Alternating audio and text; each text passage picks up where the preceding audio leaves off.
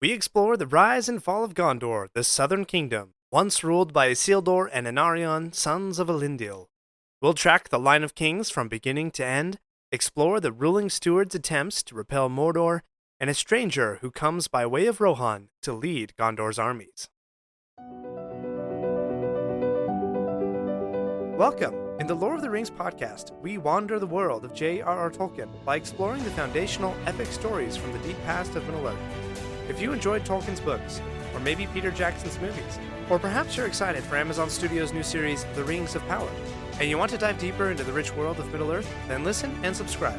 Magavanian, fellow wanderers. Let's check the map for the context of today's tales. If none of this makes sense, back up and listen to some previous episodes. It is the Third Age of Middle-earth. Elendil and his sons established two kingdoms in Middle-earth after the fall of Númenor, Arnor in the north and Gondor in the south. Arnor slowly dwindled in people and power, but the line of Isildur from father to son managed to remain unbroken. Today we explore the rising power of the southern kingdom of Gondor, as told in Appendix A to Return of the King, titled Annals of the Kings and Rulers. Two main phases mark the major periods for Gondor. First, the rule of the kings, as they were descended from Elendil's son Anarion. This period is by far the longest, lasting about 2,000 years, and ends with the last king Eärnur. But that would eventually lead to the second major phase of Gondor, the period of the Ruling Stewards, which lasted for about 1,000 years. The last principal steward was Denethor, with whom you are likely familiar. This period ended with the crowning of Aragorn Elessar, who reunited the kingdoms. In total, there were 31 kings in Gondor.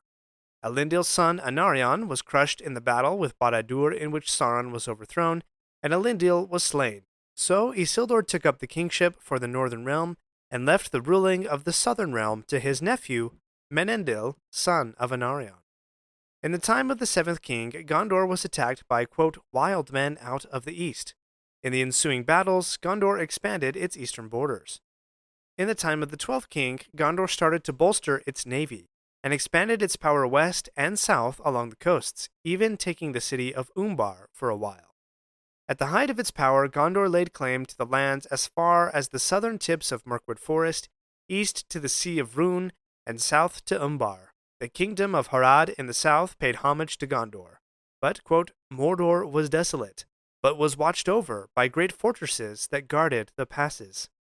To illustrate this point, that Mordor was watched over by great fortresses, there is a great passage in the chapter called The Tower of Cirith Ungol in Return of the King. Frodo has been captured by the orcs, and Sam is trying to find him. Quote, as he gazed at it, suddenly Sam understood, almost with a shock, that this stronghold had been built not to keep enemies out of Mordor, but to keep them in. It was indeed one of the works of Gondor long ago, an eastern outpost of the defenses of Ithilien, made when, after the last alliance, men of Western Ness kept watch on the evil land of Sauron where his creatures still lurked. In time the king started, quote, to love ease and did nothing to maintain the power that they had inherited. It was at this time that the jeweled crown of Gondor was created. At first the crown had been a plain helm, which was believed to be the helm that Isildur wore in battle. Quote, but in the days of Adtanatar Akalain, this was replaced by the jeweled helm that was used in the crowning of Aragorn. Here is the description of the crown from Return of the King. Quote, it was shaped like the helms of the guards of the citadel, save that it was loftier, and it was all white, and the wings at either side were wrought of pearl and silver in the likeness of the wings of a sea-bird, for it was the emblem of kings who came over the sea, and 7 gems of adamant were set in the circlet, and upon its summit was set a single jewel, the light of which went up like a flame. With this love of ease, quote, the watch upon Mordor was neglected, and, quote, the waning of Gondor had already begun. The neglect on the watch of Mordor is demonstrated well in that passage about Sam in the tower that I referenced earlier. Quote, here, too, the vigilance had failed, and treachery had yielded up the tower to the Lord of the Ringwraiths, and now for long years it had been held by evil things. In the north, Gondor had adopted the realm of Rhovanion. This is the land around the forest of Mirkwood. The men who lived there, quote, had increased greatly in the peace brought by the power of Gondor. The kings showed them favor, since they were of nearest in kin of lesser men to the Dunedain, being for the most part descendants of those peoples from whom the Edain of old had come. These men proved to be a great defense against the wild men of the east. One king pushed back the men of the east from the borders of Gondor, and on his return he fortified the river Anduin, and forbade any stranger to pass down the river beyond the Emyn Muil. The Emyn Muil is the rock labyrinth that Frodo and Sam attempt to pass through, and meet and tame the creature Golem. The same king also, built the pillars of the Argonath at the entrance to Nen Hithoel. Even casual observers are familiar with the Argonath. These gigantic statues were carved in the likeness of Isildur and Anarion, sons of Elendil, and joint rulers of the southern kingdom. The left hand of each was raised palm outwards in gesture of warning. In each right hand there was an axe. Upon each head there was a crumbling helm and crown. Great power and majesty they still bore, the silent wardens of a long-vanished kingdom. Even Boromir bowed his head as the boats whirled by, frail and fleeting as little leaves, under the enduring shadow of the sentinels of Númenor. The king who built the Argonath sent his son Valacar, as an ambassador to dwell a while with the Northmen, so that he could learn their language and manners before he would rule them. But Valacar far exceeded his father's designs. He married Vidumavi, daughter of the Northmen's king.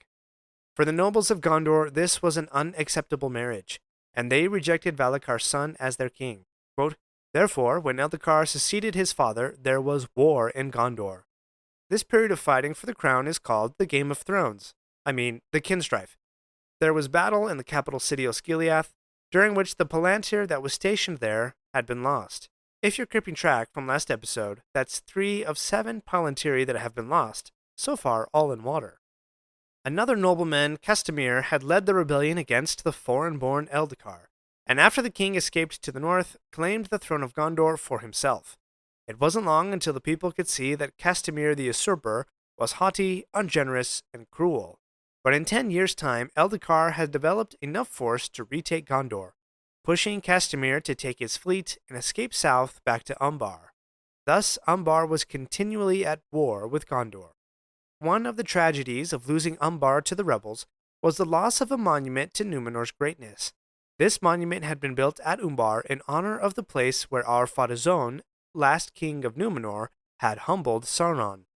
It was a white pillar, crowned with a globe of crystal that took the rays of the sun and of the moon and shone like a bright star. This description reminds me of the Silmarils, which themselves contained the light of the 2 trees of Valinor. Eldacar took up rule in Gondor, but it was clear that the waning of the royal line continued. The Kinstrife was the first great evil to fall on Gondor. The second was, a deadly plague that came with dark winds out of the east. The king and all his children died, and great numbers of people. It would seem that Sauron was not above biological warfare. The king at this time was the 26th king named Telemnar. When he died, the white tree of Minas Anor also withered and died. His nephew was able to find a sapling and replanted it, and ordered the king's house to be set up in Minas Anor. This white tree was a descendant of the white tree in Númenor. Miriel's father, Tar Palantir, you remember that old crazy guy in Season 1 of Rings of Power, he had given a prophecy concerning Númenor's white tree that, when the tree perished, then also would the line of kings come to its end. Aragorn even laments the withered tree, when shall I see a sign that it will ever be otherwise, when he was worried that Arwen won't ever come to Minas Tirith. For a few generations, the kings could do little but maintain their borders and slowly rebuild the population. Another great evil came to Gondor, the invasion of the Wainriders, which sapped the waning strength of Gondor in wars that lasted for almost 100 years. The Wainriders were an allied group of peoples who came from the east and fought in chariots. As if invasion wasn't bad enough, at this time it is thought that the Ringwraiths re-entered Mordor. Gondor was able to push the Wainriders back into the east, and it was at this time that emissaries from the northern kingdom of Arnor came to Gondor, for at last they perceived that some single power and will was directing the assault from many quarters upon the survivors of Númenor. Among these northern ambassadors was none other than Ar-Vidui, now a prince. We covered Arvedui in the previous episode. He was the last king of Arnor who fled to the far cold north, and his ship was crushed by the ice. However, after some time, Arvedui also claimed the crown of Gondor, even though he himself was of the northern line of Isildur. His main claim was that even though Isildur had taken the kingship of the north and left the ruling of Gondor to his nephew, quote, he did not relinquish his royalty in Gondor, nor intend that the realm of Elendil should be divided forever. A steward of Gondor, Pulundur, was chief against this claim, and urged the people of Gondor instead to choose Eärnil, a successful military commander who was also of the royal house. Arvedui could not press his claim further, as the Witch King of Angmar was renewing his assault on Arthedain in the north. Eärnil was wise, and when he received the crown he sent messengers to Arvedui, saying that he recognized the high lineage in Arnor, and, quote, I will send to your aid when you have need, so far as I am able. But this aid was slow coming, for Eärnil had his own problems to deal with. When he had heard of Arvedui's plight in the north, he sent forth a great fleet and as many forces as he could spare. But as you know from last week's episode, it was too late. However, Círdan the shipwright saw an opportunity. With the great forces from Gondor, the elves could drive back Angmar and overthrow the Witch King. They gathered their forces and marched on the Witch King as he sat in the former capital of Arnor. There was a great battle, and the forces of Angmar were routed and began to retreat. The Witch King fled, trying to reach the safety of his own realm, but the cavalry of Gondor overtook him and cut off his escape. And an elven army from Rivendell, led by the great Glorfindel, had also arrived. The Witch King, quote, singled out the captain of Gondor for the fullness of his hatred. This captain was the king's son, Eärnur. Eärnur accepted the Witch King's challenge, but his horse spooked and bore him away from the battle. Quote, then the Witch King laughed, and none that heard it ever forgot the horror of that cry. But Glorfindel rode up then on his white horse, and in the midst of his laughter the Witch King turned to flight. So, side story here. Who is Glorfindel? If you've only seen the movies, you're missing out on this great character. Glorfindel is a powerful elf lord in the house of Elrond, but he was also a lord in Gondolin in the First Age, before its fall, who single-handedly fought and defeated a Balrog while defending the escape of Gondolin's refugees, including Elrond's father. Glorfindel had been reincarnated at some point, and he is introduced in the books as the elf who finds Aragorn and takes Frodo to Rivendell after Frodo had been stabbed by the Morgul blade. He's powerful only as an ancient elf lord can be. What's more, he has advice for Eärnur and a prophecy to make. When Eärnur of Gondor finally mastered his horse, he made to pursue the Witch King for his humiliation. Glorfindel forbade Eärnur from the pursuit, saying, quote, he will not return to this land. Far off yet is his doom, and not by the hand of man will he fall. Does that prophecy bring any great scenes from the movies to mind? I'm thinking of Return of the King, when the king of the Nazgul has knocked down King Theoden, and Éowyn defends her king. The Nazgul says, you fool, no man can kill me. To which Éowyn replies, I am no man, and stabs him in the face. It's definitely a top 10 favorite scene for me. Anyway, that prophecy was given by Glorfindel during the Third Age after the battle in the north, where the elves and the men of Gondor drove back and shattered the kingdom of Angmar. But we're not done yet with Eärnur and the Witch King, because their rivalry will lead to the ending of the line of kings, and place the responsibility for ruling Gondor on the line of stewards. We're not done yet. If you like this episode, please leave a review and share with your friends. And remember to subscribe if you haven't already. We'll be right back. Do you ever find yourself thinking about who would win in a fight between Goku and Superman? Hi, I'm James Gavsey, and on the Who Would Win show, me and my co-host Ray ignore anything important happening in the outside world and debate fictional battles between characters from comics, movies, and video games. We got a new show every week, and almost always am I the winner. Yeah, not true, Ray. In the past, we've discussed such matches as Captain America versus Darth Vader, Solid Snake versus the Iron Giant, classic matchups like RoboCop versus Terminator, and even the Muppets versus Sesame Street. That one was crazy. So if you're a fan of geek culture and love a spirited debate, check out the Who Would Win Show wherever you get your podcasts, or check us out at whowouldwinshow.com. Earnor became king in 2043 of the Third Age. The king of Minas Morgul, quote, challenged him to single combat, taunting him that he had not dared to stand before him in the battle in the north. The steward Mardil was able to restrain King Earnor for a time, but 7 years later the king of Minas Morgul renewed the challenge.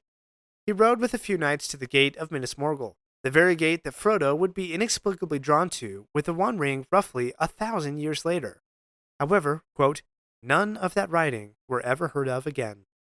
The people of Gondor believed that Earnor was tricked and tortured.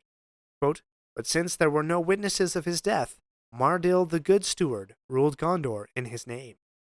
Earnor had no children, and the descendants of the line of kings had dwindled, and no one in Gondor wanted to repeat the kinstrife, so no one came forward to reclaim the crown. Quote, therefore, though the years lengthened, the steward continued to rule Gondor, and the crown of Elendil lay in the lap of King Eärnil in the houses of the dead, where Earnor had left it. One quick reference here. If we fast forward to the crowning of Aragorn, it was Faramir who went into the tombs and retrieved the crown. He said, I have today brought hither from Rath Dinnan the crown of Earnor the last king, whose days passed to the time of our long fathers of old. Thus began the second major phase of Gondor's history, that of the ruling stewards. The stewards were descended from a noble Númenorian. The office became hereditary, with, quote, each new steward taking office with the oath to hold the rod and rule in the name of the king until he shall return. The stewards wielded just as much power as the kings, yet some believed that one of the royal line of the north may someday claim the throne, so the ruling stewards, quote, hardened their hearts against the ancient northern kingdom. Gondor was, quote, under constant threat during the time of the stewards. The Nazgul had taken up Minas Morgul as their abode, and orcs entered into the land of Ithilien. Corsairs from Umbar in the south harried Gondor's coasts. The men of the south in Harad were eager to throw off Gondor's influence. Again from the east a great attack came, and Gondor's armies were almost swept away, if not for the help of a distant kin that came from the north between the Misty Mountains and Mirkwood Forest. These were led by Eorl the Young, who swept away Gondor's attackers. As a recompense and token of friendship, the steward gave Eorl the North Gondor region of Calanendron to dwell in, which Eorl gladly accepted, then moved his people to, renaming the land Rohan. Thus Gondor gained an ally on its northern border, and for many years the kings of Rohan and the stewards of Gondor maintained their friendship. One small portion of that land that Gondor did not give to the Rohirrim was Isengard, with the Black Tower Orthanc. The keys of that tower were given to Saruman the White, who had journeyed in the east and no doubt would be a powerful friend to Gondor. In the reign of the 21st steward, the White Tree of Gondor died, quote, but it was left standing until the king returns, as the saying went, for no seedling could be found. Sauron was moving again and gathering his forces in Mordor. All the lands east of the Anduin were infested by orcs. Quote, Sauron rose again and declared himself openly, and he re-entered Mordor long prepared for him. Then Barad-dûr was raised once more, and Mount Doom burst into flame. One steward, named Ecthelion, attempted to strengthen his realm against Mordor. He received help and counsel from a great captain called Thorongil, quote, but no one knew his true name, nor in what land he was born. He had come to Gondor via Rohan, and was a great leader. Thorongil convinced Ecthelion the steward to allow him to take a force and put down the threat from Umbar. There Thorongil overthrew the Corsairs, even throwing their captain into the dark waters himself. When he returned victorious to Gondor, his men were surprised that he would not return to Minas Tirith, but instead went alone to the east, towards the Mountain of Shadow that bordered Mordor. The departure of Thorongil was much to the liking of Ecthelion's son, Denethor. Denethor, quote, was a proud man, tall, valiant, and more kingly than any man that had appeared in Gondor for many lives of men. And he was wise also, and far-sighted, and learned in lore. This Denethor, son of Ecthelion, is the steward of Gondor that we see in the books and movies, the father of Boromir and Faramir, huge fan of cherry tomatoes, and not a fan of Gandalf. As I said, Denethor did not consider Thorongil's departure a loss, because in the hearts of the people, Denethor had always come second place to Thorongil. Though they never met, there was only one issue in which their counsels to Ecthelion were at odds. Quote, Thorongil often warned Ecthelion not to put trust in Saruman the White, but to welcome rather Gandalf the Grey.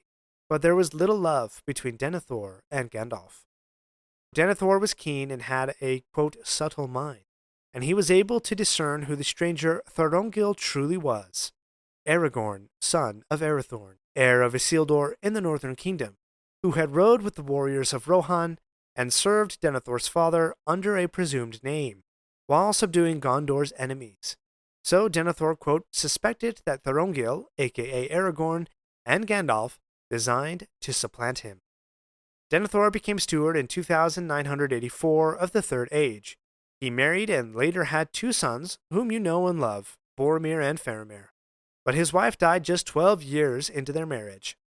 Denethor also dared to do what none of the stewards before him would. Look into the Palantir. If you're keeping track, there's 7 stones. Denethor has one, Saruman has one. The one at Minas Morgul clearly had been stolen by Sauron. 3 were lost in water, and 1 remained in the tall towers in the north that are west of the Shire. In using the Palantir, Denethor foresaw that, quote, the assault of Mordor would come in his time. He learned great knowledge, for the stone that he used was most closely aligned with the stone in Sauron's possession. But it came with a cost. He, quote, aged before his time by his contest with the will of Sauron. His pride and his despair increased, and in his mind, he believed he was alone in the fight against Sauron, and, quote, mistrusted all others who resisted Sauron unless they served himself alone. Boromir grew to be a great man at arms, quote, fearless and strong, while Faramir was, quote, gentle in bearing, and a lover of lore and of music, though his courage was no less than his brother's. Faramir welcomed Gandalf whenever he came to the city, and from him Faramir learned even greater wisdom, displeasing Denethor all the more. You may remember this exchange between Faramir and Denethor, which is somewhat rehashed in the movie, but in the book reads like this, quote, do you wish then, said Faramir, that our places had been exchanged? Yes, I wish that indeed, said Denethor, for Boromir was loyal to me, and no wizard's pupil. He would have remembered his father's need, and would not have squandered what fortune gave. He would have brought me a mighty gift.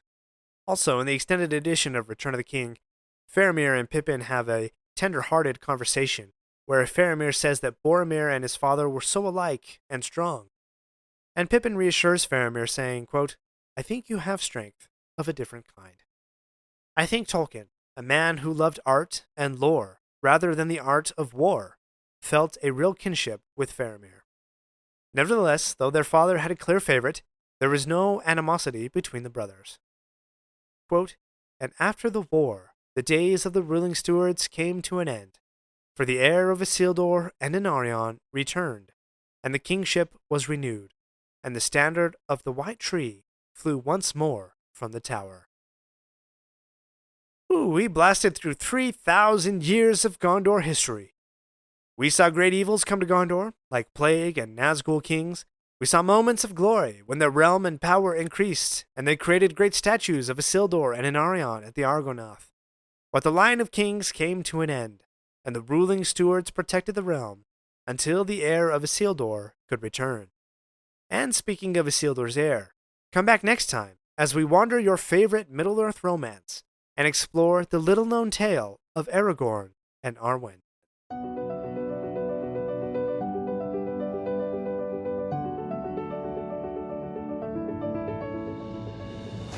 My friends, if you enjoyed this episode, let me know by subscribing, leaving a review, and sharing with your friends. Follow me on Facebook or Instagram at Lore of the Rings Podcast. For feedback on the show, please email me using the link in the show notes. Until next Thursday, remember, not all those who wander are lost.